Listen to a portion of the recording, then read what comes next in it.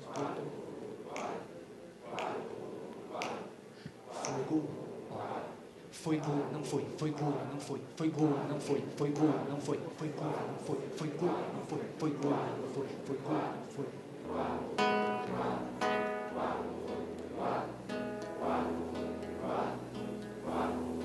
Vai fazendo concentrado, mas não deixa de ouvir o grupo, ó. É isso, não é, Alan? É toda noite assim. Agora canta comigo, ó. Ai, que coisa boa a gente ver o sapo na beira da lagoa batendo com um papo. Ai, que coisa boa a gente ver o sapo na beira da lagoa batendo com um papo. 8, 4, gol não foi, foi gol. 2, e foi. Ai, que coisa boa a gente ver o sapo na beira da lagoa batendo com o papo. Ai, que coisa boa a gente ver o sapo na beira da lagoa batendo.